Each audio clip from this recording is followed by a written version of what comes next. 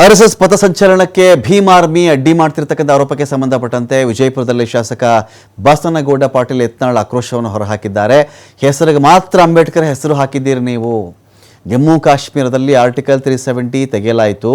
ಅದಕ್ಕಿಂತ ಮುಂಚೆ ಎಷ್ಟು ಜನ MP MLAಗಳು SC ಇದ್ದರೂ ಹೇಳಿಬಿಡಿ. ಎಷ್ಟು ಜನ SC ಅವರಿಗೆ ಸರ್ಕಾರಿ ನೌಕರಿ ಇತ್ತು ದಾಖಲೆ ಕೊಟ್ಟುಬಿಡಲಿ. ಸಚಿವ ಪ್ರಿಯಾಂಕ್ ಖರ್ಗೆ ಬಳಿ ಹಣ ಜಾಸ್ತಿ ಇದೆ.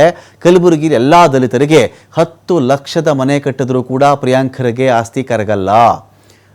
ಇರೋಬರು ಎಲ್ಲ ದಲಿತರಿಗೂ ಪ್ರಿಯಾಂಕ್ ಖರ್ಗೆ ಅವರು 10 ಲಕ್ಷ ರೂಪಾಯಿ ಅಂತ ಒಂದು ಮನೆ ಕಟ್ಟಿಕೊಟ್ರು. ಅವ್ರ ಆಸ್ತಿ ಮಾತ್ರ ಕರಗೋದೇ ಇಲ್ಲ. ಅಷ್ಟು ಆಸ್ತಿ ಇದೆ ಅವ್ರ ಬಳಿಯಲ್ಲಿ. ಆದರೆ ಯಾವ ದಲಿತರಿಗೂ ಒಳ್ಳೆಯ ಮನೆ ಕಟ್ಟಿಕೊಟ್ಟಿಲ್ಲ ಇವತ್ತಿಗೂ. ಅವ್ರದ್ದೇ ಶಿಕ್ಷಣ ಸಂಸ್ಥೆ ಇದೆ. ದಲಿತ ಪ್ರಿನ್ಸಿಪಾಲ್ ಎಷ್ಟು ಜನ ಇದ್ದಾರೆ ಹೇಳಿಬಿಡ್ರಪ್ಪ. ಶಿಕ್ಷಣ ಸಂಸ್ಥೆ ಅವ್ರದ್ದೇ ಇದ್ದರೂ ದಲಿತರನ್ನು ಪ್ರಿನ್ಸಿಪಾಲ್ ಆಗಿ ಮಾಡಿದ್ದಾರೆ ಅವರು. ಹೇಳಿಬಿಡಲಿ ಎಷ್ಟು ಜನ ಪ್ರಿನ್ಸಿಪಾಲ್ ಇದ್ದಾರೆ ಅದನ್ನಾದರೂ ಹೇಳಲಿ.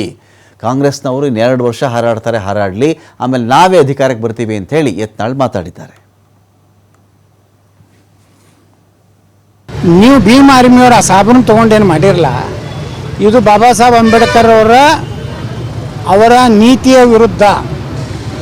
ಅವ್ರನ್ನ ಕೇವಲ ನೀವು ಈ ನೀಮ್ ಮತ್ತು ಭೀಮ್ ಮತ್ತೇನು ಮಾಡಿರಿ.